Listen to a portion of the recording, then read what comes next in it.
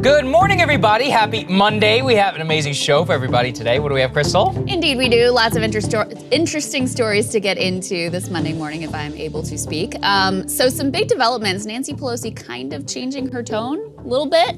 About banning insider trading. Opened the door just a smidge, which, given her previous comments and total scorn for the idea, is a significant development. We'll tell you about that. We'll also tell you about some pretty eyebrow-raising comments from one Dan Crenshaw on the matter as well. You may recall Crenshaw has been one of the top performers in Congress in terms of a stock portfolio. So that guy's really on to something. If you guys want to make some money, just follow whatever Crenshaw is doing. So we'll give you those details. Also, a really stunning story that you picked up on. These healthcare workers who were changing jobs, they got a new job, new hospital, all seems normal, and better offer there, better benefits, et cetera. They said, you know, life balance, all those things were good.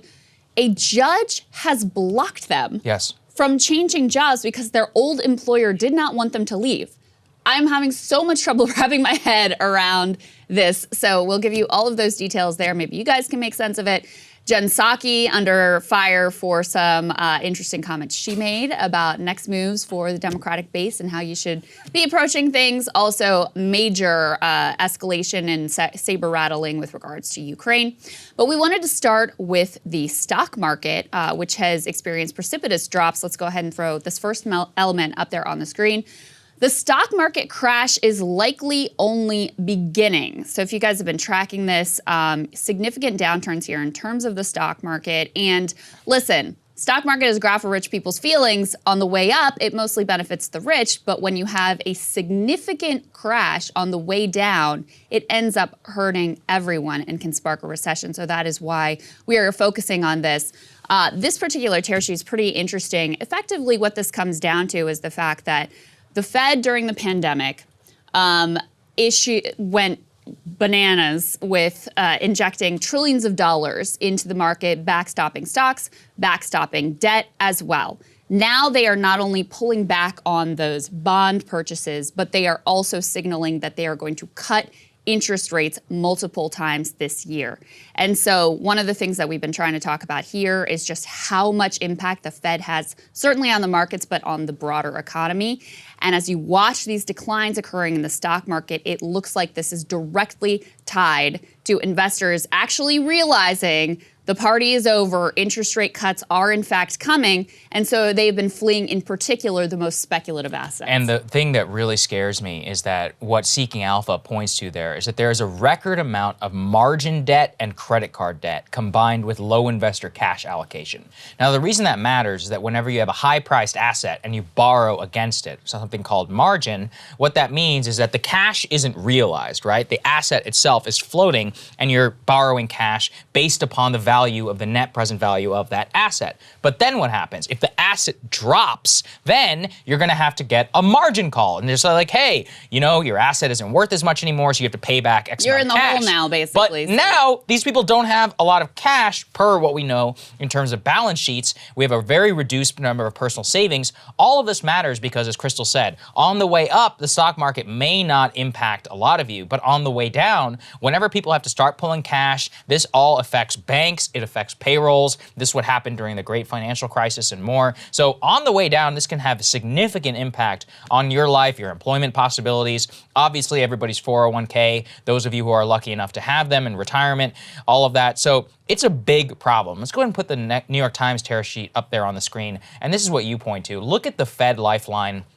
S&P 500, what they point to there. And, you know, they're very much in agreement on the same thing, which is that with the Federal Reserve change in rate policy that has been announced, a lot of people are saying that with this environment, the Fed is basically triggering and making it known that the interest rates are going to be raised over the coming years. And this is simply cleaning up a lot of the more cheapest capital that was flying around within the markets, fueling some of the most speculative assets. Crystal. Yeah, and the issue here is that there are really no right answers. So on the one hand, you know, based on what we just said, you might say, well, the Fed needs to stop doing that. Yeah. You know, don't lift the rates then. You know, keep buying the bonds, keep backstopping the market.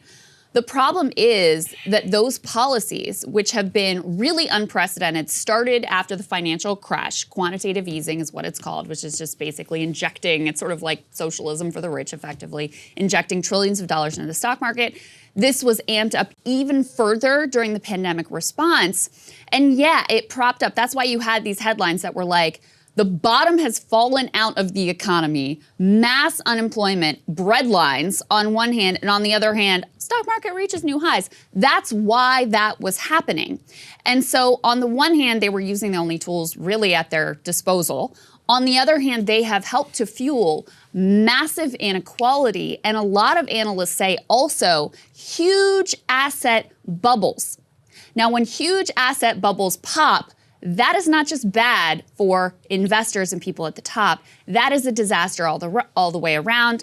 Look no further than the housing crash. That was a huge asset bubble that popped with disastrous consequences that we are still getting out from under. So these policies from the Fed help to inflate these bubbles. Now, on the one hand, it's going to be a question whether they actually have the stomach for what is likely to be a major crash, a major correction. On the other hand, if you just continue these types of policies indefinitely, you're just potentially setting up for an even larger crash down the road. So that's one piece of the puzzle. The other problem here is, of course, inflation. This is the reason why the Fed has signaled so aggressively that they may have 4 or even 5 interest rate increases over the course of this year because they are trying to get inflation under control. And the other thing that they lay out in that piece that we just had up on the screen is that it is unlikely that just cutting the interest rates, just pulling back on the bond purchases, just seeing the stock market fall is going to be sufficient to totally tame inflation, given some of these other things that are going on, the supply chain crisis and all these other issues. Right. So that's going to continue to push the Fed in the direction of lifting interest rates. And like I said, at this point, because they have kind of created a gigantic mess, there aren't a lot of great options for them here. That's why some analysts are very concerned that we could be in for a gigantic crash. Yeah, and we're seeing this also in the crypto markets as well. Sorry to my fellow hodlers. Let's go ahead and put this up there on the screen. Both Bitcoin and Ethereum triggered a major sell-off alongside some of the stocks. And I think that what this points to, Crystal, is we're going to get a lot of testing of theories around the economy here. Is it purely the Fed? Is it also, do we have these asset bubbles? And we're going to have the same kind of trickle-down failure effect that we had in the financial crisis. Obviously, everybody remembers too big to fail. I mean, it's not going to repeat exactly the same way, but when you have a huge amount of cash and loans and all of that tied up in the richest people's basically bets in different assets, you have no idea how that's going to affect you and your life. The other problem with the Fed is, okay, they could raise interest rates. What's likely to happen then? They could trigger a massive recession. I mean, that's not good either. So, as you said, there's no good options here. Part of the issue, which is whenever you do that, you trigger a new recession, you're going to have mass unemployment and layoffs. You're going to have the inability of people in order to borrow cash, possibly in order to keep people on the payroll. And then what happens? You're going to have huge social unrest. On top of that, we already have a supply chain crisis. We have a massive supply crunch and stuff that's coming over here. So it would actually create the worst world where we would have more of a recession, reduced amount of demand, reduced assets too, then all of that could cascade down into like some crazy spiral. I don't even know what that would do in terms of the currency markets as well. So geopolitically, obviously, this would be a big disaster, and you can't erase the human cost. A lot of people kill themselves during recessions. It's not a joke. No, people exactly die. Right. People don't go to the healthcare. People they don't go and seek healthcare. A lot of people died during 2008 that nobody really talks about or acknowledges. So that's the human element of this that I can't help but think about. No, too. that is exactly right. I mean, one of the things that we tracked at the beginning of the pandemic when, things were extraordinarily grim economically was how a lot of the people that were most vulnerable during the pandemic crash were people who had been hit hard during the housing crisis, and they'd never recovered. So they went from potentially having their own home to being foreclosed on, and now they're in these temporary living arrangements. And then during the pandemic, loss of job, they can't even sustain, the rent for those much less expensive places. So, and then now, of course, we know the way that housing prices have spiked, making everything even that much more affordable, less affordable, whether it's with regards to buying a home, and also we've seen rent prices spike. So it's a bad situation that people are in, and you pointed to crypto. It makes sense that the most sort of speculative assets would see the biggest declines first. So, you know, crypto going up gangbusters during all of this makes sense when you have so much money injected in and people are just looking for assets that they can put their cash into. So crypto benefited massively from that. Makes sense that it would lead some of the measures in terms of declining during the early days of this crash. And I don't think that you should really be looking to maybe our business journalists for advice on what to do during these times. They don't necessarily always have the greatest guidance to offer you. We just picked out one little example of that. Jim Cramer over on CNBC, let's go ahead and throw this up on the screen. He's got some great stock picks here, Saagar. Things like Netflix and Peloton. Yes. Go ahead and put the next tear sheet up on the screen. Stay-at-home stocks like Netflix and Peloton have experienced massive declines. Peloton has lost like 80% of its value. A massive amount of its value. Recently, and by the way, their executives also sold off like $500 million in stock. That was terrible. Before their gigantic crash. So even Peloton execs don't think that Peloton is a good buy right now. Peloton, so you're on your own, folks. These people aren't going to help guide you through these times. Peloton is almost certainly going to get acquired for some rock bottom price. My bet is Apple. That's what I think. Borrowing that from Scott Galloway. But that being said, yeah, the CEO has actually lost his billionaire status. Shout out to Mr. John Foley. That must be tough, going from the 9-figure club to the 8-figure club. I feel very sorry for you and what's happening there. But look, the Netflix and Peloton stocks were obviously big pandemic stocks. You know, they performed massively well during that time. And in some ways, it was a matter of time of when the crash would come. But it became so precipitously on top of a decline in the entire tech sector, on top of a decline in the entire S&P 500. So when you have all of that come crashing down at the same time, there is a large correction. And sometimes whenever it comes to markets, given that so much of it is feelings, the feeling of pessimism itself can fuel continued downselling because so few people actually control the overall markets themselves. So what really the point of this is get ready, you know, prepare yourself. It is certainly a possibility. And unlike whenever it goes up, it could have a big, big, big impact on your life, on all of our daily lives, in terms of businesses shutting down, people losing their jobs. I don't want to see that, but it's very unfortunate. It could be a possibility. Yeah, it's like gains are privatized and losses are socialized. Get ready. And then calls for a bailout. By the way, nobody's going to get bailed out right now. At least I don't think so. From the political system, I don't see how they could possibly stomach that. I mean, the bailout would come from the Fed going back to massive quantitative easing and you know, losing stomach for seeing a huge crash. Yeah, to the psychological aspect, there kind of was this mindset that set in of like, oh, stock market's never going down. Like it's just going to go up forever. We can't possibly lose. And when that sort of psychological bubble burst, then you start to see, I mean, the early signs of it are selling off things like crypto and these more speculative assets. And then, yeah, the margin calls help to fuel more selling. And you can see how you get into a spiral where on the way up, when the asset bubbles are being inflated, the continued increased value becomes a kind of logic in and of itself. It's like, well, the value's been going up, so the value's going to keep going up. And as long as that continues to be the case, then the bubble continues to build. Once you lose that mentality, then on the way down, it's exact opposite dynamic. When values go down, that justifies more selling, which justifies you thinking, you know, the values are going to go down even further. So it's honestly very rational behavior, the sell-off that we've seen, given what the Fed has very strongly indicated that they're going to do. And I think they've been signaling that for a while, and investors weren't totally taking them seriously, and now they're actually starting to take them seriously. So you take them seriously and take it seriously in your own life. Okay, Indeed. Let's move on. This is also some very important piece of news. Again, with, you know, something floating around in the background that could, you know, explode into a major conflagration. So we had some breaking news last night that we didn't have an element for, but let me go ahead and read it to you. President Biden is weighing deploying thousands of troops to Eastern Europe and to the Baltics. The president is considering deploying warships and aircraft to NATO allies in what would be a major shift from its restrained stance on Ukraine. Biden is considering deploying thousands of U.S. troops, aircraft, and NATO allies in the Baltics and Eastern Europe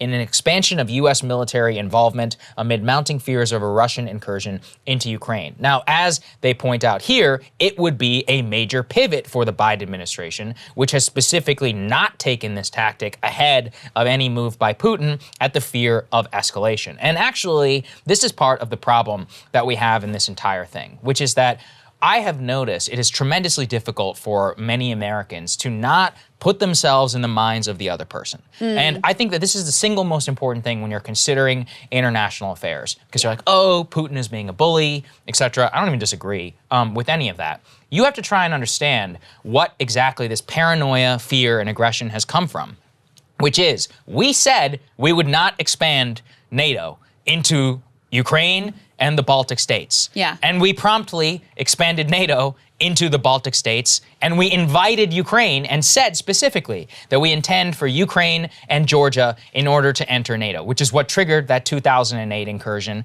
of Russia into Georgia, right? We said we wouldn't do it. Then we did it, and we basically triggered not only the rise of Putin and the, kind of revanchist Russian foreign policy by validating their worst concerns about the West and the fall of the Soviet Union. So that is driving their concern. Now, on our side, we seem to have an inability of understanding why exactly expansion of the U.S. nuclear umbrella all the way up to the borders of the Soviet Union, or the former Soviet Union, and now currently Russia, would make them paranoid. And it especially does not help whenever we do and consider and float options like this. These are major things up the escalatory ladder.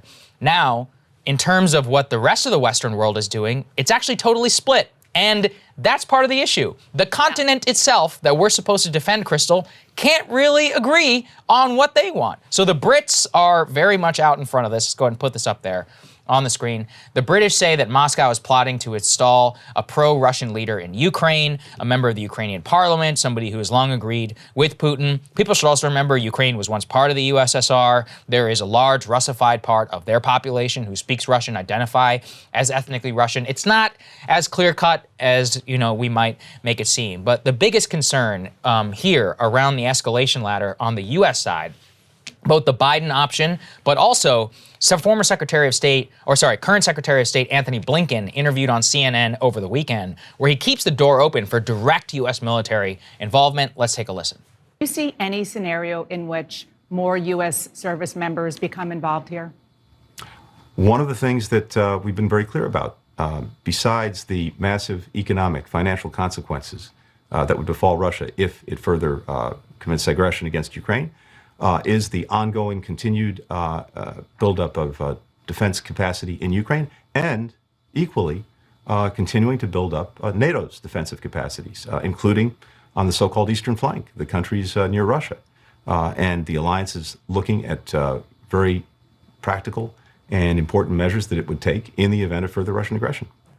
So there you go, Crystal, opening the doors to thousands of U.S. troops. Now it's being floated in the New York Times. It's very much a possibility, and it would almost certainly escalate tensions within the region. Yeah, that's exactly right. Yeah. You could see how this could quickly spiral. Because, the Biden administration is thinking of this as like, okay, well, if he's going to invade in some way, we are going to do what he does not want us to do, which is to place more troops in the region, closer to them. But you can see how that significantly escalates the tension. Then what do they do in response? Then they go in. Right, and then what are we forced to do? Because we've got all this tough talk now. They're going to pay, and we're not going to let it happen, and all of these things. So where does it end? And that's the thing that is, very uncomfortable. And look, let's be clear. The only people who really are interested in some sort of boots on the ground in Ukraine from a U.S. perspective are all within 30 miles of where we sit right now. This is not something the American people are interested in. And to your point, we're way beyond where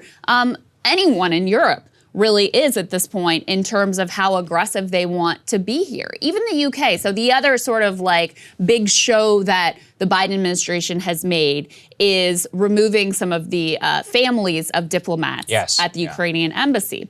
The Europeans are out front saying, we don't need, this is too alarming. The Ukrainians were like, hey, this is crazy. Right, exactly. They came out last night and they were like, why did you do that? Yeah, exactly right.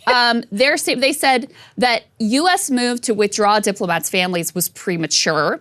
The EU is not following the U.S. in withdrawing its diplomats. Top European diplomat Josep Borrell says there is no need to dramatize the situation while talks with Russia continue. So there's a lot of... My read of this is Biden made his very bumbling comments at the presser last week, which I actually kind of liked because he was like, if Russia does a little bit of an invasion, we'll see what we do with this. But there was such tremendous backlash from the Beltway media of how can you say that? You've greenlit an invasion. Now it seems to me that they are going over the top to signal, no, we're really tough and we really mean it and we'll go to war if we need to and we're going to take out the diplomats' families and all of that stuff. That seems to be what is really happening right now. With regards to the UK, the other thing you have to think of in terms of their own domestic political considerations is UK Prime Minister Boris Johnson is in real trouble. A lot of trouble right now. Tons of scandals there in terms of, they had these lockdown measures. Typical hypocrisy. Yeah. Meanwhile, he's having people over for drinks every Friday, which also classic Boris Johnson. Right. I support that, Boris, but I just wish he'd let everybody else do it. Right, exactly. You're going to do it. You got to let everybody do it. So anyway, he's in a lot of trouble. So the other sort of political consideration is, are they floating this and also turning up the heat and the pressure to sort of distract from what's going on from him domestically? I mean, this is a typical play that world leaders have long pursued of when they're in domestic trouble, you can use some sort of shiny foreign object and conflict to distract from that and take the pressure off of yourself. That could be what's going on there with the Brits. The other thing is, and remember, we have to consider this, which is that the argument for getting as involved as possible here would be, we have to defend the integrity of continental Europe. Here's the problem. The continental Europeans don't really agree. In fact, the Germans right now are blocking other NATO allies from providing lethal aid to Ukraine. Why? Because they want Russian gas, and for some idiotic reason, they have turned away from nuclear power, making themselves even more dependent on that state. They are, without question, the largest continental European power within both a military and economic perspective in the NATO alliance. So whenever that is the case, and they themselves don't want to get involved, you also should consider the domestic populations of the actual European nations. Put this up there on the screen, which is that, go ahead and take a look at recent polling data from actual NATO countries. 53% of the French oppose going to war if a fellow NATO member is attacked. So not even Ukraine. 60% of Germans likewise. And as Sohrab Ahmari points out, Ukraine is not even a member of the NATO alliance. So they don't have Article 5 protection. Now, look, is it true that the West did engage in some promises with Ukraine in terms of not necessarily guaranteeing their security, but saying that if they gave up nuclear weapons, that they would have some sort of... Listen, like, your sanctions and all of that, I think is fine. Or at the very least, like some sort of backlash by the continental European powers. I think wars of territorial conquest are absolutely bad. But increasing thousands of U.S. troops into Europe, and again, for a country of which there is no strategic benefit, and I don't like to talk this way, but look, this is geopolitics. Ukraine is in the Russian sphere of influence. It has been for 500 years. It was part of the USSR. As recently, 1953 or whatever, it was part of that country. It's been part of the greater Russian Empire for on and off for a long time. In terms of its economic relations with the United States, not really that big. It's not like they ship us anything in particular. They have much more of an interest, the Russians do, in terms of keeping it inside their influence than we do. We have nothing majorly strategic at stake here. So it doesn't make a lot of sense in order to risk nuclear war. And I think that is the terms of which we should discuss. Yeah, This is real life. This is not a joke. And this First World War and the escalatory ladders of not understanding where the other side is coming from. The other point here I would make is there's a lot of saber rattling in D.C. about, we got to make sure that, we appear tough. It's like, to what end? Right. To what end? Where does that lead? And where does that end? I actually think Biden's comments, the ones that sort of fell out of his mouth and everybody jumped on him for at the press, that probably is where he actually is. That he doesn't really want to do anything too crazy. If Russia does a just the tip kind of invasion, then he does. But we've seen before the way that commander-in-chiefs get pulled into this. Yeah. We've seen the incredible powers of manipulation of, sorry to use the term, the deep state here in Washington. And I think that's exactly the process that is playing out right now. They pull you in. They say, you gotta appear tough. Of course, we're not gonna actually do it, but you gotta say you're gonna send the troops in. You gotta say, you gotta pull the diplomats' families out. You gotta ratchet up the pressure. You have to make them understand that you're gonna be tough. Well, once you've said all of those things and you've gone out on that limb, then what? And that's how presidents get pulled into conflicts. As you said, this is incredibly dangerous. Two nuclear powers butting head in this old school throwback Cold War kind of way.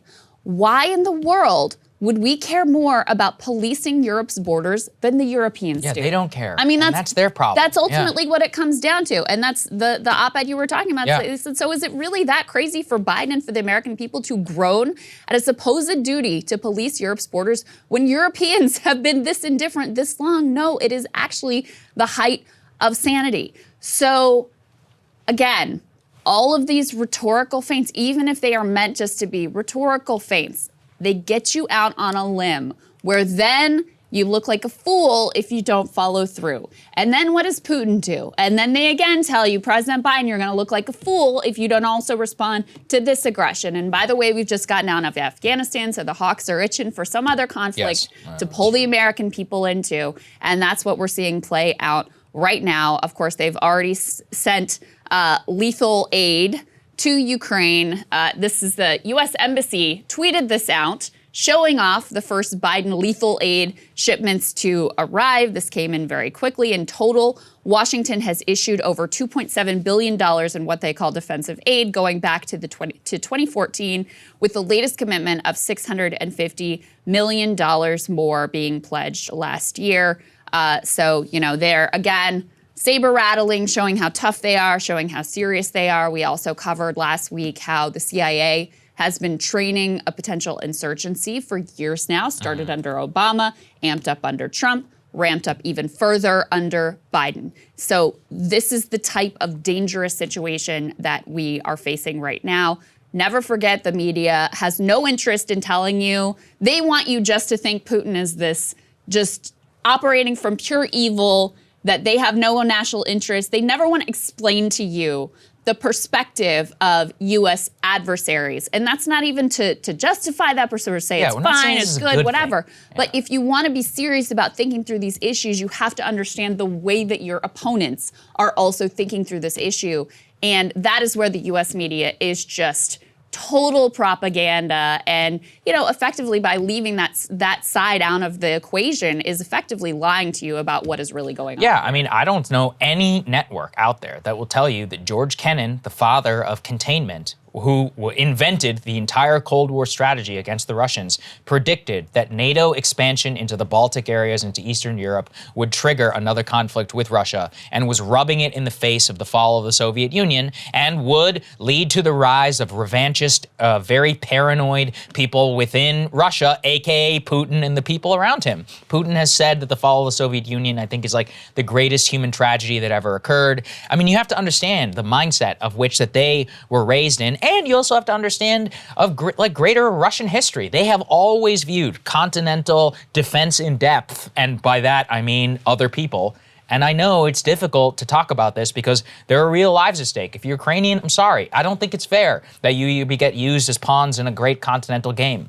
But that's how great geopolitics works. Russia is a nuclear power. That's how they view both the Baltic states and Ukraine. They see it as much more of a stronger security interest, both in terms of being able to remind the globe that they are still a global player with nukes that can influence global events, and also saying, hey, don't get any big ideas. You think you can't come over here and just continue to expand in our neighborhood and just pay zero price for it. So the history of U.S. policy post the fall of the Cold War has made it so that, look, we intervened in Kosovo in the traditional, USSR sphere of influence. We expanded NATO. We invited Ukraine and Georgia into the NATO alliance. I mean, this was seen with there was no controversy about that in Washington. Yeah. Zero. Right. Everybody here was like, oh yeah, it's the best thing ever. Rubber stamp. Boom. Russia go ahead invades Georgia. It was like a slap in the face of history returning. And I think that people need to understand that history did not begin in 1991. It's been going on for a long time. The last thing I want to say here in terms of how totally psychotic some of the people who are treated very seriously here in this town are when it comes to these sorts of issues. In that same New York Times article where they're talking about, all right, Biden's weighing sending thousands more troops, they say another former top Pentagon official for Russia policy, Jim Townsend, said that even that proposal didn't go far enough. Quote, "It's too little too late to deter Putin," Mr. Townsend said in an email. "If the Russians do invade Ukraine in a few weeks, those 5,000 should just be a down payment for a much larger U.S. and allied force presence. Quote, Western Europe should once again be an armed camp." Yeah. That's the way people who are being taken seriously on this. That's the sort of things that they're thinking. Even these thousands of troops escalation that Biden is contemplating, that's not enough, that, if Putin invades, then we're going to have to do way more than that. Western Europe should once again be an armed camp. Those are the sorts of words and thoughts and ideological direction that should absolutely terrify you. That's nuts. Sorry, one last thing. You guys will remember Alexander Vindman, the heroic colonel who sparked Ukraine Gate and all of that. This guy has been all over cable news the last 24 hours, where he has been pronouncing, quote, "War is coming to Europe." He says that the U.S. is going to get involved whether they like it or not. Literally, war is coming to Europe. The U.S. was sucked into the European wars twice. Here is my new op-ed on how we mitigate the risks to U.S. national security. He is all but saying that war is inevitable on the continent. That news to the Europeans, but these are the people who were elevated to the worst, highest parts and heroically made amongst the Democratic base and amongst MSNBC and all these people who take their word as gospel. He stood up to the big bad Trump, and now this nutcase wants us to have a full-blown war on the European continent with Russia over Ukraine. That was not even a possibility in the U.S. at the height of the Cold War in 1952. If you had said, yeah, we're going to go to war over Ukraine, Eisenhower and John Foster Dulles and all those would have been like, are you nuts? That's part of the USSR. And yet, here we are, 2022, and it's somehow gotten even crazier. What a world. Okay, let's move on. Insider trading. Speaking of neocons, Dan Crenshaw with some very interesting new comments. So before we play you exactly what he said, you will recall that Unusual Whales has put out that report of trades by members of Congress, which show that Representative Dan Crenshaw has got the 5th largest return in all of Congress. Now, Crenshaw had not yet been pressed on this report up until recently, where he actually appeared on a podcast. And I want to give a special shout out actually to this interviewer because he did not let it go. He pressed him over and over again. This is from the All American Savage show. And when Crenshaw appeared, the interviewer not only presses him on why you would have to know why it looks bad, he actually gets Crenshaw to disclose some of the details on that trades and all but admit that, yeah, I understand why people think it looks bad, but the reason why it should be allowed is because us as members of Congress, we don't get paid enough. You see, we're living a very poor life, a very paltry lifestyle. I'm not exaggerating. That's literally what he says. Let's take a listen. There is one topic that I definitely want to get straight from the horse's mouth on this one. It wasn't very long ago that Nancy Pelosi was asked a question in regards to sitting members of Congress, or should they be allowed to have direct involvement in the trading in the stock market and things such as that. And she said, yes, it's a capitalist society. She supports that. And there was an article that was just published about yourself. I'm pretty sure you're probably aware of this. It basically talked about, I'd seen some Turning Point people posting about this and said, this is coming from Texas Signal saying Dan Crenshaw's stock trading yielded the 5th highest return in Congress, basically pointing out that your campaign had received a donation from Boeing, they had lobbied, things such as that. Where do you stand on the twofold question? Do you believe that sitting members of Congress should be allowed to trade in the stock market, even though you kind of have direct insight and somewhat control over how that flow goes and which government-favored corporations? You get where I'm going. Let's start with that one first. Where do you stand on that? I mean, I think it'd be fine if you wanted to ban individual stock trading. Notice I said individual stocks. Right. What of course, as opposed to what? As opposed to ETFs, indexes.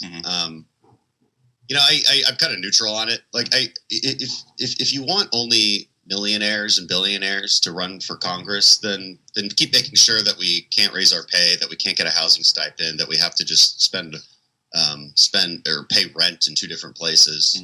That's fine.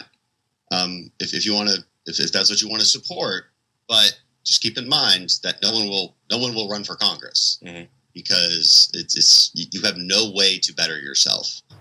You have no way to better yourself. Last time I checked, these guys' job was not to better themselves, it was to better the lives of the people that they represent. How about that? And just to give you an idea, these people make $174,000 per year. Whenever Crenshaw and these people complain about this, what they really mean is, I cannot afford the lifestyle of all of the rich people of whom I comport myself with as a member of Congress. You can pay just fine, by the way, on $174,000 per year if you live in a modest house of your district, and if you were to rent like a cheap hotel or whatever here in Washington. I have friends who were staffers on Capitol Hill who were really pissed off by that because they contacted me and said, you know, the congressmen and all people who work on Capitol Hill make many multiples less of this and are expected to live in Washington, D.C. Yeah, and they made it just completely fine. So little. They make like, and this is not a joke, guys, like $28,000 a year, starting salary which is on really, Capitol Hill. Which is a real problem because then,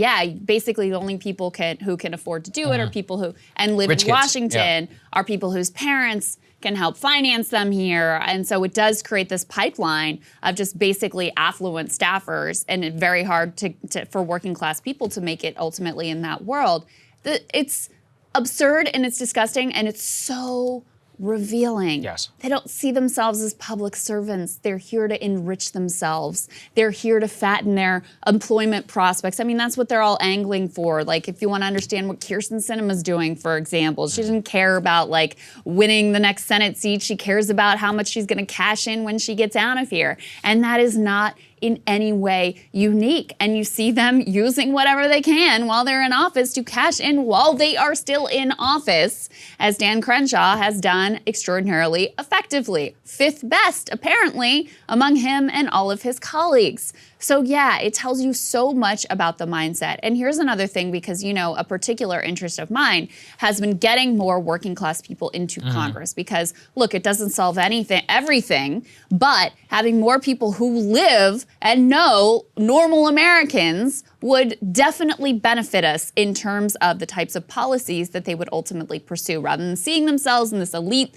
social set, that they actually are in touch with the real lives and real concerns of ordinary Americans would be a wonderful thing. There has been zero improvement in terms of what class people are coming from when they represent us in Congress and state houses around the country, even as gender and racial diversity has improved.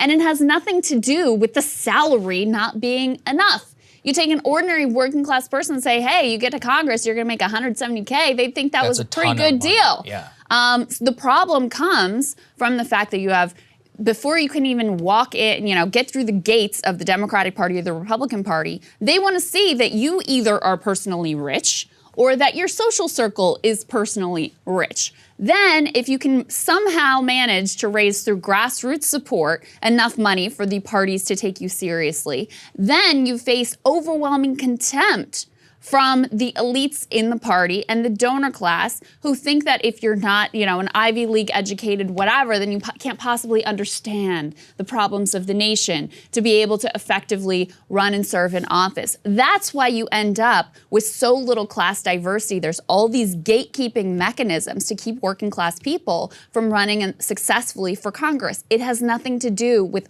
making $170K once you get there. So extraordinarily revealing comments about what these people actually think they're doing here in Washington. Another thing I want to point out is that when they say you have no way to better yourself, you could better yourself by doing what the rest of us working stiffs do, or Crystal and I did. You can start your own company. You can leave Congress tomorrow. You can go and work for somebody if you really have the skills.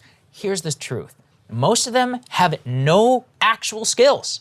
They have no ability to make any real money out in the private sector. Their only value add is here in DC, trying to rig the systems of power, working on behalf of the powerful. Here's the other thing I love. During that interview, this Ranger, All-American Savage, I think. All-American Savage.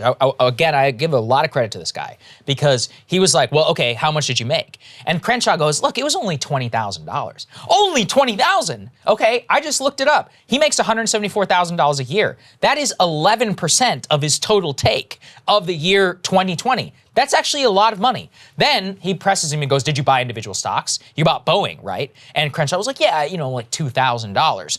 And so All-American Savage goes again. He goes, well, have you ever met with any Boeing lobbyists before? And he's like, look, I'm sure they've been present at my events. And he goes, can you understand then and see why people would be suspicious? And Crenshaw goes, look, they don't tell us anything. He's like, he goes, I think you guys dramatically overestimate how, the amount of insider knowledge and all this. I'm serious. It's too long to play it all. I really want everybody to go and listen to this full interview because Crenshaw is so full of it.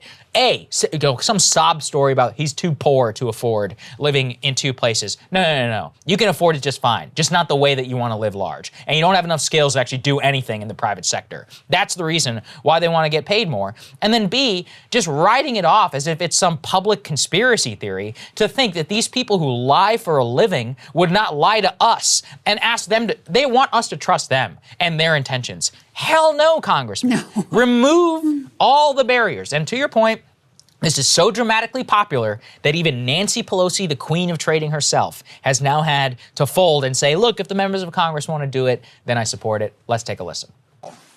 So when people talk about, well, somebody might do this and somebody, I think I trust our members. If, in fact, we should have severe penalties for delay in reporting on stock, then do that. I've said to the House Administration Committee, review all the bills that are coming in and see which ones, where the support is in our caucus. I think there are 2 letters, each has like 14 members signing it so far, maybe more will come, but that's what we have seen. But I do come down always in favor of trusting our members. Now, if the impression that is given by some that somebody's doing insider trade, that's a Justice Department issue. That's a Justice Department issue, and that has no place in any of this. But to give a blanket attitude of we can't do this and we can't do that because we can't be trusted, I just don't buy into that. But if members want to do that, I'm okay with that. Oh, yeah, I still don't support it. But if they want to do it, I'm okay Maybe with I'm it. okay with it. Yeah, because you're retiring. That's why you're okay. Yeah, I mean, it is like this shouldn't count for progress, but it does. No, because it is. Her previous comments were like, no, it's the free market and people should be able to engage in that. I love her framing, though, of like, I trust the members of Congress. We don't trust the members of Congress. It's not really about whether you trust them. It's about whether we trust them. Yes. And the bottom line is, the numbers don't lie. And this is why Unusual Whales has been so important, because by doing the work of crunching the numbers, you can see, oh, turns out you guys outperform the market. Oh, turns out you outperform some of the, like, most highly, like, the people who are supposed to be experts at this. Yeah. Turns out you all somehow are better at it. Interesting. We got to see how, you're on a significant defense committee and then you're buying stock in Boeing and Raytheon and these other things. Or, you claim publicly to be some big tech critic. Meanwhile, you're making money off of when the tech stocks go up. Or, hey, you had a bunch of, like, an insider briefing on the pandemic and what was coming, and then you dumped a bunch of stocks. That's kind of weird. Why'd you do that? We have just been able to see through the transparency and through the analytical data crunching of people like Unusual Whales exactly what's going on. And so listen, if you're not insider trading, if this is all on the up and up, then you shouldn't be concerned about this. Listen, if we could ban trading and get somebody like Crenshaw to retire, that's a public service, in my opinion. Well, so, that's the other thing. Go it's ahead, like, go better yourself. How much would we see of how many people would retire once they were no longer able to better themselves through using insider knowledge to play the stock market? It would at least root out a few, pretenders who are not public servants at all, who are just there ultimately to cash in, and they can leave their office and go cash in as lobbyists even quicker, which is a whole other problem that we also need to deal with. That's right. Okay, speaking of rigged systems, this is the craziest story that I've seen in a long time. Thank you to the anti-work subreddit for flagging it for us. Let's go ahead and put that up on the screen, giving them credit for popularizing this. So here's what it says. Judge allows healthcare system to prevent at-will employees from accepting better offers at a competing hospital by granting an injunction to prevent them from starting new positions on Monday. I'm going to butcher the name. I'm sorry, Appleton, Wisconsin. Outagamie. I think it's Outagamie. Outagamie County Circuit Court Judge Mark McGinnis has granted ThedaCare's request to temporarily block 7 of its employees who had applied for and accepted jobs at Ascension from beginning work there on Monday until the health system could find replacements for them. Get this. Each of the employees were employed at will, meaning they were not under any obligation to stay there for a certain period of time. And one of the employees who approached them with the chance to match the offers wrote in a letter that they were told the long-term expense to ThedaCare was not worth the short-term cost. No counteroffer was made. So, this is from the Post and the Crescent. It's local news. What they point to is that in court, we essentially have a judge here who has blocked at-will employees from accepting a new job at which they were getting paid more competitive rates and even gave their competitor the ability to match them. Now, the argument from the people who say that they have to stay is that this is a big radiology team. These interventional radiologists are regularly available to treat patients. We really need them to stay. All of this. Okay, if that's the case, then pay them more. Pay them more. It's Give them the very benefits simple. they want. Make a counteroffer. They won't do that. They won't counteroffer them Amazing. whatsoever.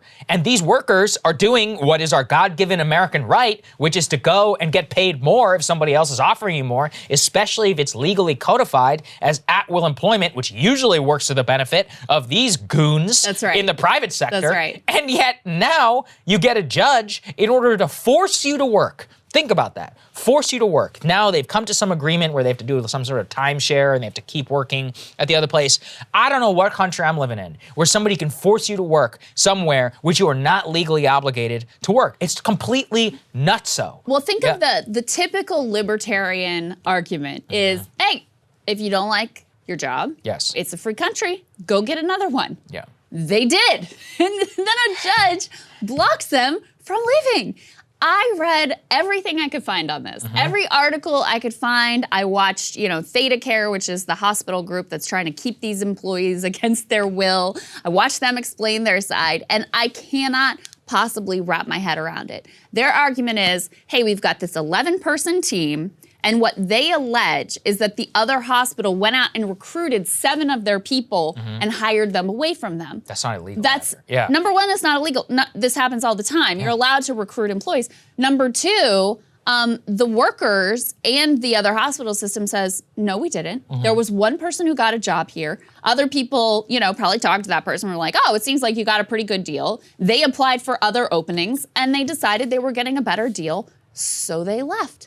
What's more, as you point out, ThedaCare, the hospital that has, rather than offering them more money to stay, instead gone to court and found a sympathetic judge to require them to stay, they had a chance to offer more money, to make a counterproposal, and they did not want to. So, yes, of course, when it is the employer who wants to fire people casually for whatever reason, oh, downsizing, sorry, pandemic came, sorry, we don't need you, et cetera, we want to beef up our profit margins, that's never a problem. You can't, as an individual person, go to a judge and be like, listen, this is really a tough situation for me.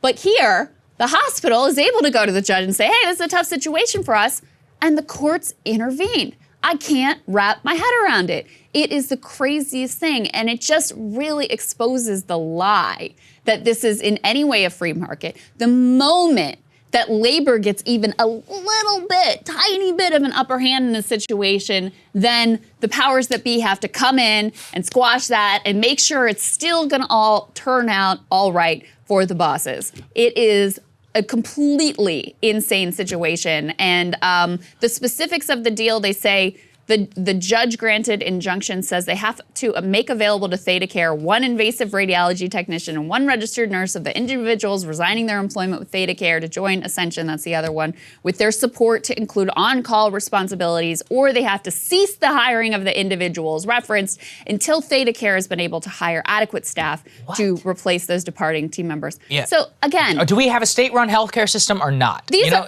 right, yeah. and these are not employees like in entertainment. A lot sometimes you're like these news anchors, whatever. You're under contract and you have to stay a certain period of time. No. There's nothing like that whatsoever. They just found a new job and now they're not being allowed to leave and they're being forced to work at this company against their will. Yeah. Crazy situation. And they acknowledge. So the attorneys for the people, the actual employees, said that ThedaCare had weeks to give them a counteroffer, to make alternative staffing arrangements, to make and plan for what was happening. And what I think is the most disingenuous part of this is that the healthcare industry is using COVID as an excuse. They're like, hey, look, COVID is ravaging our county. The healthcare system is at the brink. We need our workers here or the community will suffer. And some judge seems to have, caved. Bought into that. Here's the other thing. These, as I understand it, our hospitals are making bank right now because they get reimbursed for all the COVID care patients or whatever by the government and the insurance companies per the agreements that we have all signed and through the CARES Act, et cetera. And they are flush with more money than ever. As I understand it, the private health hospital system is going gangbusters in terms of cash. So they have the money if they want in order to pay these guys more. You could do it tomorrow. That's the whole point of at will, right? It's supposed to be a beneficial relationship, so they claim, on both sides. But you get a judge enforcer to stop your employees from going to go work for somewhere else. My only fear is this is a contagion and it's going to spread because once you set this type of standard, think about the healthcare workers right now who are trying to make their lives better and trying to go make some more money and have had hell for 2 years, right? Well, now getting totally screwed over. It's terrible. It's indentured servitude. Yeah, no, it is. I mean, that's basically, this is like court-enforced indentured servitude. Absolutely crazy situation. And I just can't see in any sane world what the legal rationale here is whatsoever. So stand with you, workers. I'm with you. We'll keep you guys updated if there's anything to say. All right, guys. Also wanted to bring you some eyebrow-raising comments from our press secretary, Jen Psaki, who I found out, you guys know I was a competitive swimmer in college. I found out she was also a competitive swimmer in college, which kind of irritated me. But I did look up her times and I was faster. So that made me feel a little bit better. Sorry, Jen. Anyway, now that I've got my mean girl moment out of the way. So she went on The View and she was asked, hey, for people who are profoundly disappointed that, you guys have basically failed miserably to do anything recently. This is the way I phrased it. It's not the way they phrased it. What should they do? Take a listen to what she had to say. So my advice to everyone out there who's frustrated, sad, angry, pissed off, feel those emotions, go to a kickboxing class, have a margarita, do whatever you need to do this weekend, and then wake up on Monday morning, we got to keep fighting. And what that means, Lindsay, is we have to keep talking to members about federal legislation. That's essential. That's something that can be permanent, that can make sure people's rights are protected. But we also need to make sure people are educated in states across the country about what their rights are, how they can vote, when they can vote, how to request an absentee ballot. There's a lot we need to do on that front, and that's going to rely on the energy and the anger of that activism as well. There's so much here. I mean, first of all, there's the immediate shifting of blame effectively to like, you guys got to get out there and do the work to make all this stuff happen, as if you aren't the representative of the most powerful person in the country and in some ways the world. That's number one. Number two, your assumption that the people that you're speaking to have the kind of money and leisure time to partake in the activities that you're suggesting also speaks to who you think is in the Democratic base accurately, I'd say, at this point. Oh, go to an expensive kickboxing class, have a margarita, relax, and then get back out there and fight. It is pretty revealing that this is what she thinks and that people have like free cash laying around to do whatever they want to do when you all have failed so miserably, in part because you haven't dealt with the economic issues that have made life so difficult for so many people. So many people. Any little bump that they got during the pandemic, from the super dole unemployment, from the direct stimulus that went into their accounts, that has been spent down and more. Savings rate is less than it was pre-pandemic. Bank account levels are lower. So folks out there in the countryside don't have a lot of just free cash to, hang out this weekend and engage in the sort of leisure activities that you're expecting. Yeah, I would you just make it like more of a meta point and just show you this. Like, I know this woman because they're all the same, most of them here. Yeah. They're all like that. Just the pure, distillation of wine mom liberalism. That's what it looks like. Margaritas, kickboxing classes, all of this. Once again, I want people to be happy and live the way that they want. But the fact that she thinks, that is the base of the Democratic Party is very revealing, no? Yeah. I mean, there's not a lot of working class black people hanging out at the Rumble studio, getting their kickboxing on. Right. Or going to some fancy Mexican restaurant in here at town, which is not even that good, by the way, which you serve some ridiculous margarita with some mezcal or whatever from, it's been aged, 5 years. I'm just giving you a taste of the lifestyle that these people engage in a daily basis. Kind of fits with the whole Crenshaw thinking he can't live on 170K. That's exactly right, which is you put those together and you have elitism in its core, which is that is who they think they are talking to. And I started turning it around in my head, and in a weird way, she told on herself, which is that the people who do care the most about the fights that they are engaging in, voting rights and BBB, they are the elite class. They're the donor class who care the most. As you've said, you can care about voting rights if you want, but go check every recent public poll. Nobody gives a damn right now. People want the economy to work. They want the price of gas to drop. They want stuff to be cheaper. 70-something% of people don't want Joe Biden to run again because they don't feel as if he's meeting their needs. And she speaks in the cultural lexicon of the people who do care, the 20% or whatever, who care the most about this stuff, because the rest of the issues that affect the lives of the American people are not represented here, and their views. That is how I see it, as that clip tells you everything about who these people are. I think that Sirota said it well when we talked to him last week, that basically voting rights without economic rights are completely meaningless. Yeah, I agree with what does it matter if you have the technical right to vote when the only people you're allowed to vote for just continue the same policies of the rich? That is not real democracy. That's a farce. 100 million people didn't vote, Crystal, in 2020. 100 million. That's cosplay democracy. Right. And we know, this is the data and the statistics back it up. Representatives here, by and large, they pursue the interest of their wealthy donors, not the general public. So, just having voting rights alone is not a solution for anything. And oh, by the way, if you're worried about Republicans stealing the next election, you can rest easy because they're on track to win it fair and square without having to rig a damn thing or change a single law. So maybe focus on the things that would actually prove to people that you have an agenda that's going to better their lives from a material perspective. Maybe focus on proving to people that you actually are focused on their concerns, that you're doing everything you can to make sure that it's not just, their wages going up, except when you take into account inflation, and then, oh, by the way, you're more screwed than you've ever been.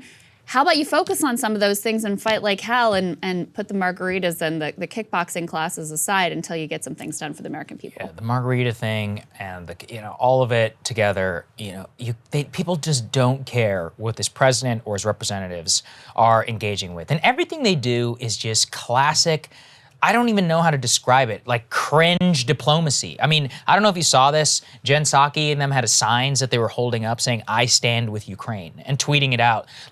Are you not an active participant in the situation? Yeah. What is this? Just social media, diplomacy? I may seem as if I'm being nitpicky and all of this, but I look at this as representative of a broader problem with our elite class, both Crenshaw and her together, very clearly either out for themselves or just disregarding the vast majority of the people in this country that they actually lead. That's the problem. They're our actual leaders. I know that's pathetic, but they are. 300 and some million people who are being led and spoken on behalf of by her. And she so shows us clearly that she doesn't speak for most of us. Or they're blame shifting, and it's not their fault. It's the fault of people who didn't fight hard enough, Yes. the activists Oh, who yeah. didn't The Obama thing. the grassroots Right. who didn't fight hard enough. That's the blame all lies with them. And when Democrats get trounced in the midterms to a party that stands for literally nothing except for continuing to shill for corporate America, they're going to have 1,000 excuses lined up for why it's never ever their fault. So somehow she manages in this one little short clip to signal all of those things, and it is incredible to watch. Thank you, Jen Psaki, for telling us who you are. All right, Sagar, what are you looking at? Well, there is perhaps no more cringe event in this world than the World Economic Forum, which was held annually at Davos, Switzerland. It has inspired some great memes online with their outlandish costumes. Often its agenda is mocked. Now, my personal favorite being is world billionaires dressing up as refugees to try and get a day in the life feel for it. And then often their panels give us plenty to ridicule too.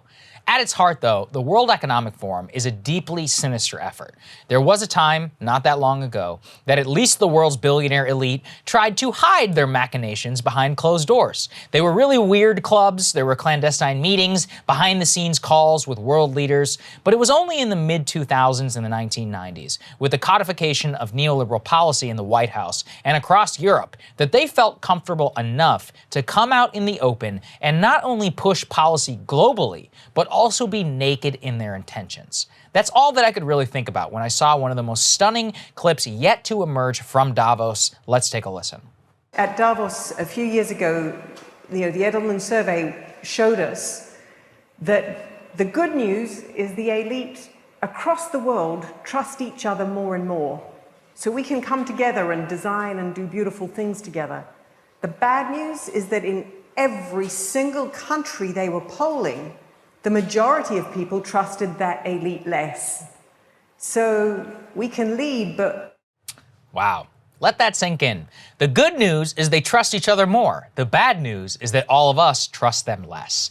It is really stunning to hear it verbalized that way, given that I would reverse the good and the bad news. But it's useful nonetheless. Globalization has brought a ruling global elite who are much more comfortable with each other than with their own countrymen. And this begets a global effort to make the system continue to work for them and work less for all of us. All of this occurred at this year's World Economic Conference, under the auspices of Klaus Schwab. Now, the leader who famously last year released The Great Reset and is now out with the sequel, The Great Narrative. Now, you might ask, what is The Great Narrative? Well, like The Great Reset, it is nebulous, but as they define it, it reads, quote, a collaborative effort of the world's leading thinkers to fashion longer-term perspectives, co-create a narrative that can help guide the creation of a more resilient, inclusive, and sustainable vision for our collective future. A whole lot of nothing, but enough there to parse. Collective future. Co-create a narrative. In other words, a top-down effort by the Davos set to specifically set the agenda and the outlook for the world as they did with the outbreak of globalization in the 1990s. At its heart, the Davos Project, the Great Reset, and the Great Narrative are anti-democratic efforts to push back against nationalist and populist outbreaks across Europe, Asia, here in the United States, and in South America. It is an effort to regain the control over policy and democratic consensus that they had in the 1990s and the mid-2000s. And here's the thing, we absolutely cannot let that happen, because while that clip went viral, there were other moments of the conference that did not get as much attention. Take this one, for example. I just would like to highlight what you said about the European Chips Act, because it's an important step to create the physical brain for digitalization and to have it located to a certain extent in Europe. What? Digitalization of the physical brain and have it based in Europe? When most people talk about the need for more semiconductors, like me, it's so you can buy more cars, have more control over your future.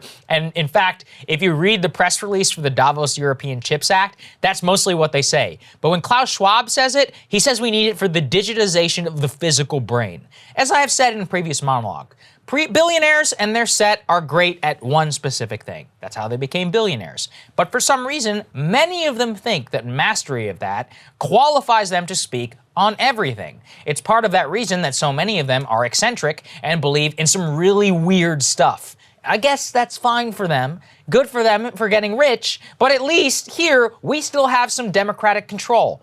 And the problem is that our elite set, as most typified by Davos, are so completely divorced from the wants and the needs of the common people that they are reporting to in these conferences. So to come up with the agenda and then try to force down upon us, even though we have rejected all of them, we have now rejected globalization now in some form in separate elections from here in the US to Britain to India. But let us not forget who remains the greatest winner of so-called globalization, and that's China. Now, for those of you who have missed it here, how lovingly and endearingly Klaus Schwab speaks of Chinese President Xi Jinping when he opened the Davos conference, literally. Take a listen. China has made significant economic and social achievements under your leadership. In the first 3 quarters of 2021, China's economy grew by over 9%. You have achieved a historic goal to become a moderately prosperous society in all respects. Mr. President, I strongly echo your remarks in 2017 that mankind has made progress by surmounting difficulties, and when encountering difficulties, we should join hands and rise to the challenge. I believe this is the best time for leaders to come together and work jointly for the world to become more inclusive, more sustainable, and more prosperous. In a lot of ways, Klaus Schwab was right. COVID-19 kind of was the Great Reset. It put things into perspective for millions of people. Some people decided that they simply hate their jobs and they're not going back. Many others quitting, taking new ones for higher wages. Many people said, screw it, I'm staying home, spending more time with my kid. A lot of us, myself included, you took stock of what really matters and you try to reclaim your own destiny. The key part, though, is that it isn't the reset Mr. Schwab wanted at all. It is counter to the so-called great narrative that is critical to him and his set remaining in power. And it reveals to us that the structures that they have put into place on the world economic system need to be ripped down and actually reset.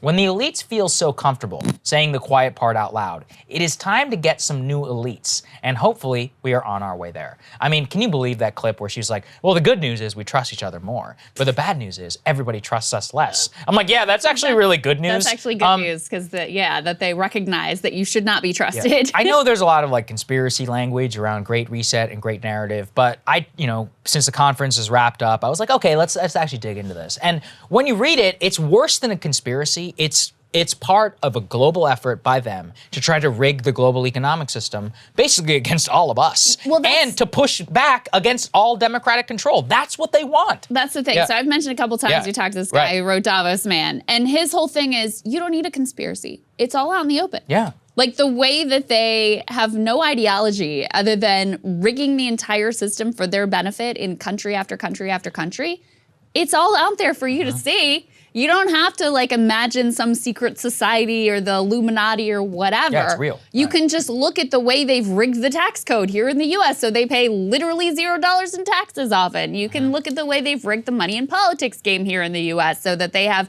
profoundly more influence than the average American ever possibly could.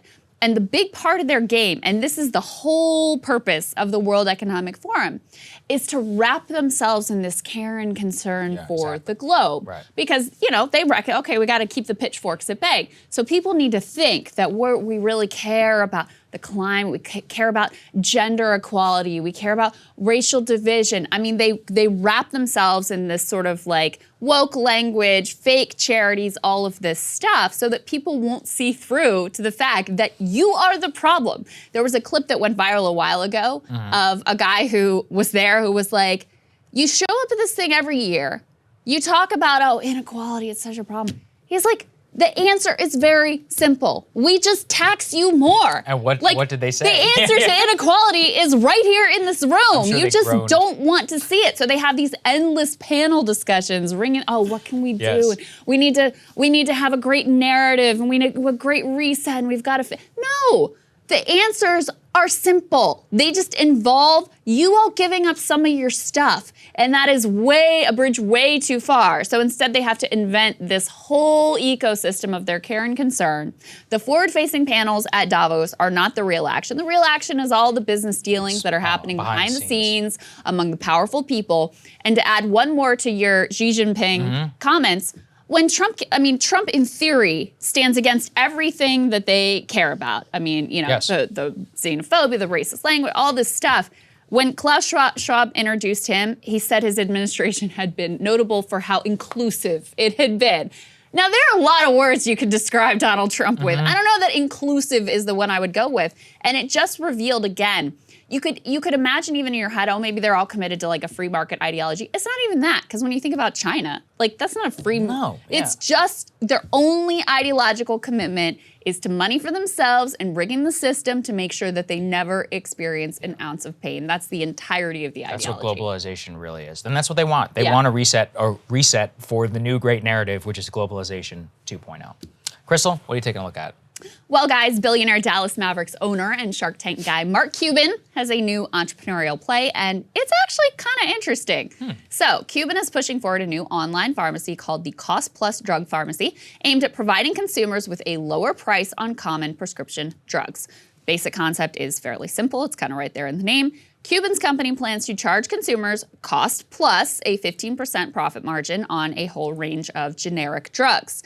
As a licensed pharmaceutical wholesaler, they say they can skip out on all the middlemen costs. They're also reportedly building a pharmaceutical factory in Dallas to produce some of these generics themselves. That construction is slated to be complete by the end of this year. Now, if Cuban's able to provide drug savings to the public, that would be a genuine service. Americans pay 2 to 3 times more for prescription drugs than other rich nations, and the markup on some of these generics is insanely outrageous. While most of the outrageous price gouging on American consumers actually occurs in brand name drugs, some generics are still rife with pricing abuse. An analysis a few years back found generic price hikes of 1,000%, and even all the way up to 17,000%. And disgracefully, of course, the corporate wing of the Democratic Party is colluding with the entire Republican Party to make sure that those prices stay high and big pharma profit margins stay fat. Even the most basic reform, allowing the federal government to negotiate with drug makers, has proven too much for lowlifes like Kyrsten Sinema. So listen, I am certainly all for any effort to give the American people a little bit of relief, even as I realize that behind every heartwarming story of a billionaire doing good deeds lies a corrupt, monopolistic, rapacious system rigged by those same billionaires. It's also not like this is exactly charity. 15% is still more than sufficient markup to score a healthy profit margin. And according to Mark Cuban himself, backing this pharmacy is actually an ideological play meant to persuade people that capitalism isn't all about just triggering opioid crises and denying the poor world life-saving vaccines. In his words, he backed the online pharmacy in order to show, quote, capitalism can be compassionate. Now, there might be another reason for the play as well, though, beyond attempting to reform capitalism's flagging image, because I do think Mark Cuban is a savvy guy, and this would certainly be a pretty savvy play for someone who, say, might be considering a run for high office. I don't have any special insight into whether Mark Cuban is toying with running for president, but a few pieces here do seem to add up. Number one, even though you'd never know it from the total lack of interest politicians in Washington show to the issue, healthcare is consistently either the number 1 or number 2 top issue for voters and has appeal across age, race, gender, and partisan divides. The latest Economist YouGov poll has healthcare ranked as the number 1 issue for voters, higher by a little bit even than jobs and the economy. A full 90% of voters say it's an important issue to them, and that's pretty stunning. Within that group, we know that huge bipartisan majorities support reforms that would make prescription drugs more affordable. So showing that you're focused on the issue would be a safe and pretty popular move to show, yeah, he's a kinder, gentler reality show billionaire than the last asshole. Second, Cuban has been pretty flirty with Andrew Yang, and it's possible, maybe, he sees a lane for himself in Yang's new Forward Party. During the pandemic, Cuban had a pretty solid and very Yang-esque idea to take care of people while the entire economy was shut down. You remember this? He proposed on Twitter that every American household should receive $1,000 every 2 weeks that had to be spent basically immediately to help prop up demand in the economy. What's more, Andrew Yang has left the Forward Party platform pretty open outside of a few specific democracy reform ideas that I could easily see Cuban getting on board with. There's no billionaire taxes or single-payer health care or even a specific UBI proposal for candidates to have to agree to. Just things like open primaries, ranked choice voting, and democracy dollars. Good reform, sure, but nothing that would directly challenge billionaire power in the immediate term or overturn the current regime of money in politics that has made the notion that we live in a democracy a kind of cruel gaslighting. In other words, I don't see anything in the platform that would really be uncomfortable for someone like Mark Cuban, a capitalist through and through, who's got enough smarts to know that they probably better cut the peasants a slightly better deal, or at least give them a better pitch if they want to keep the pitchforks at bay. Finally, it doesn't take a genius to sense a pretty significant political opportunity right now. Both of the likely nominees for the two major parties are insanely unpopular. Just look at this. According to a new AP NORC poll, only 27% of Americans want Donald Trump to run for president again. And oh, by the way, Joe Biden does not fare any better. Only 28% of Americans want him to run for re-election. Those numbers are crazy. It's a testament to how rotten and destroyed elite Dems and elite Republicans are, that the best they can apparently offer is two old men that 3/4 of the country wish would just go away. And for someone like Cuban, even a losing presidential campaign, it could be a branding win. It could stroke his ego, increase his fame, provide him with new profit-making ventures. Cuban toyed, you might recall, with running for president back in 2020. Saagar and I actually interviewed him about it. Then he decided not to run and he backed Biden. More recently, he said he does not want to run for president, but also that the reason he's no longer interested is because he doesn't believe Trump will run again. So who knows? The man's changed his mind before. He could certainly change it again. Look, Cuban's politics are nothing special. It's mostly just the status quo in a different package. I would be willing to believe he's more competent than the last two bozos who won the presidency, but he's definitely not going to upend a status quo order that has profited him personally tremendously. However, our politics are so stuck and hopeless right now between two parties owned by corporations and costumed on one side in fake identity nonsense and on the other side in addled conspiracy nonsense that I am for literally anything that would help or even have a chance of helping to break that system apart. We can't go on this way, can we? Oscillating between these two dried up husks that everyone hates and seems pretty unsustainable to me. But there's also no clear path forward. The only answer I can personally think of is more democracy, more candidates, more choice, more engagement, more threats to the existing power cartels.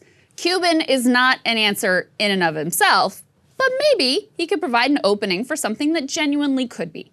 In other words, if Cuban wants to add his compassionate billionaire shtick to the mix, I guess I'm for it. And if he's got a way to give Americans slightly lower drug prices, well, the corrupt ghouls here in Washington aren't getting it done, so I'm for that as well. It's not exactly a ringing endorsement here, but I can't muster a lot of excitement for our increasing dependence on the whims of billionaires for everything from housing to meat to affordable drugs. If there's one thing I know about the billionaires, it's that they're not going to save us. What did you think of this play from Cuban on the pharmacy, Saagar? I told you. I mean, honestly, he's looking pretty good right now. It would be hard for me if it was Trump, Biden, and Cuban not to vote for Mark. It'd probably be a quixotic effort, like you said. Yeah, but at this point, the bar is so low that I don't know. I mean, look, it's a popular thing, and it'll probably work, right? I mean, anything that makes it cheaper in order to buy drugs.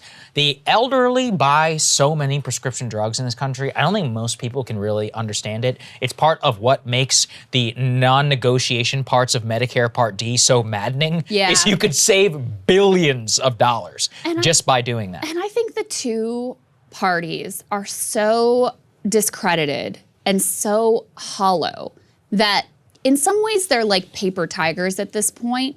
If you push the right button, there's a chance they would just crumble. I don't know either, but the situation is in such flux and chaos. I mean, just with what this country has just been through these years of the pandemic and all that entailed, and the revealing of honestly how fake the entire system ultimately was, and the realization that, when you wanted to actually send out some checks and help us out, you were able to do that.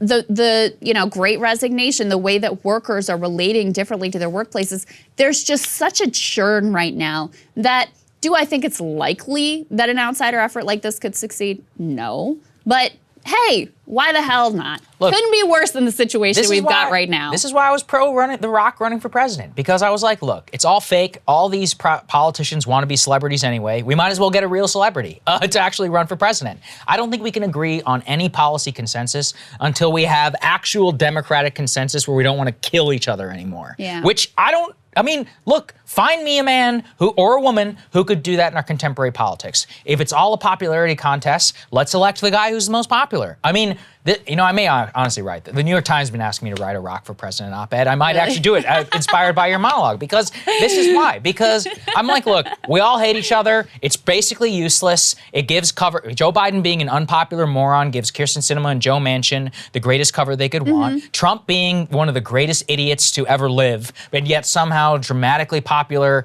with a huge hold over the base, holds the Republican Party hostage and makes it so that loyalty to him above else matters nothing else. There's no current part of either system which is able to usurp and destroy them. The only people who could come were from the outside. This is why I was pro McConaughey, and this is why I think The Rock could do it. I mean, nope, you have to be so dramatically FU popular that you can come in, sweep people aside, and show people you can do something. So you've inspired me. I think I'm going to do it. Yeah. I think I'm going to do it. Listen, guys, if it's cringe, whatever Saga writes, it's not my fault. That's right. Yeah, that's right. No, what it's based upon is what you said. Why not?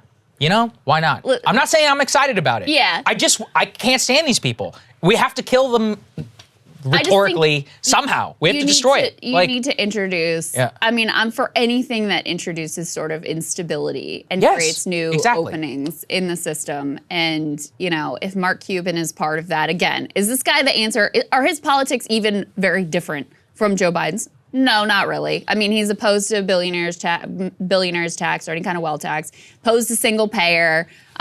He liked the UBI for the extent of the pandemic, but in general, he's even opposed to UBI. So is he really that different? Probably not.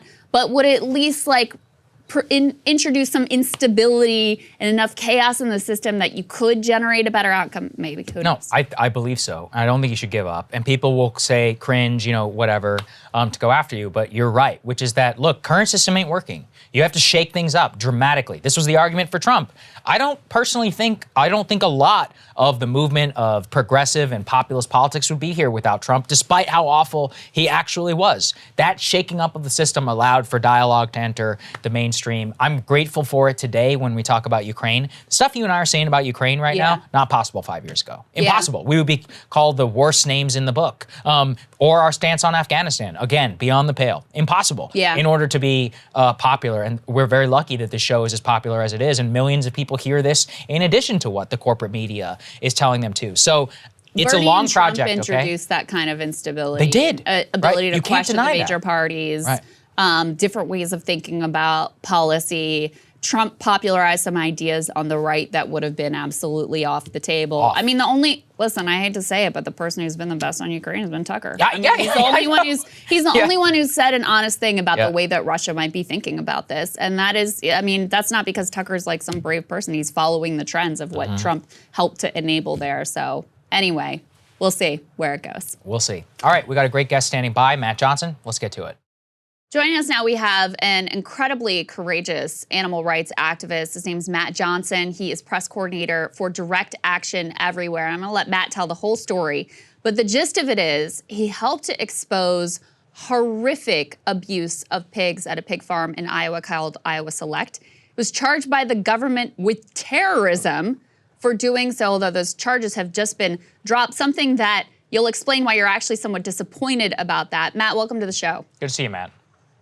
Good morning, Crystal and Sagar. Huge fan of the show and so happy to be on. Thank you. So the situation began when a truck driver with Iowa Select Farms, his name is Lucas Walker, he contacted me and the animal rights organization I'm affiliated with, Direct Action Everywhere, because of the abuse that he was seeing at his company and because no one at the company was addressing it and no one in law enforcement at the local level, at the state level was going to address it. And so, long story short, you have this person who drives pigs in and out of factory farms all day, is contacting an animal rights organization. And what we ended up exposing ultimately was this just horrifying practice known as ventilation shutdown.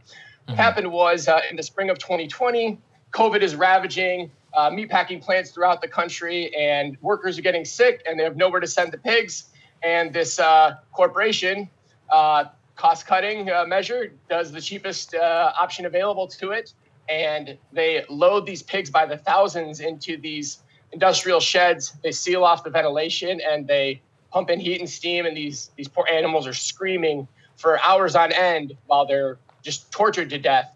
And I exposed it, and I faced a felony prosecution, and was there's an FBI investigation. I was called a terrorist by multiple government officials, and we wanted to take it all the way to trial. But what we found out was after a 2-year runaround with this case, the day before trial, they didn't want this stuff to see the light of day any more than it already had, and they dropped the charges. That is really horrific. Let's go ahead and put the photo. We have one of them up on the screen too. It's very important for people to understand exactly what you exposed and what you found. Now, as you show here, this was a column that you wrote. My arrest and aborted prosecution underlined 3 lies Iowa is propagating about animal agriculture. Tell us what those lies are, and then go into the actual mechanisms that were used in order to try and prosecute you. Right. So the 3 lies are number 1, that animal abuse that is routine or normalized is acceptable. And so in this instance, the industry, the animal agriculture industry in many states, including Iowa, actually writes into law that industry standards define the law. Industry standard practices, no matter how cruel they are, literally you have the industry writing the laws. Now, in many contexts, you have industries that use a little bit of a workaround, and it's not quite so written into law, but that's what it is. So things like, cutting animals' tails off with no anesthetic, cutting animals' testicles off with no anesthetic, completely, legalized under the law. So that's number 1. And number 2, lie that the state and this industry is selling us is that the people who are documenting these crimes, such as myself, are the criminals, rather than the corporations that are perpetrating these abuses. And Iowa is one of many states that has passed these so-called ag-gag laws, which just criminalize the act of documenting abuses in animal agricultural facilities.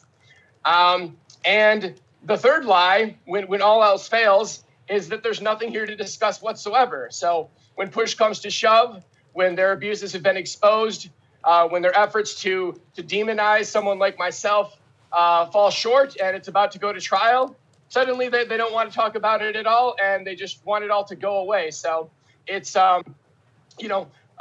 just really, top to bottom, a corrupt system and a corrupt industry that people should be made aware of.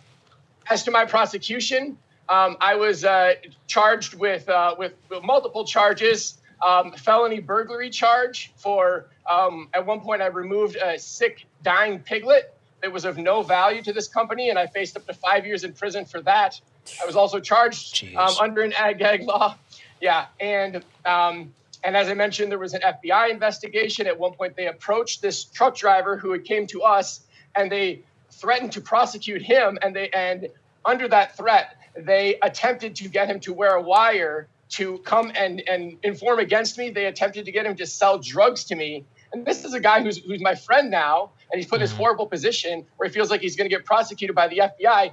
Luckily, he stood up to them and didn't do it. But just top to bottom, a shocking situation. That's nuts. That was part of why your story, there's a lot of reasons your story really interested us, but that's part of it, is that, the FBI tried to flip this guy who gave you this information about these horrific practices, and how basically anyone who attempts to be a whistleblower and stand up for what's right, the criminals they expose, they face no accountability, but they throw the book at people like Julian Assange, people like Stephen Donziger, people like yourself and the truck driver who ultimately gave you this tip.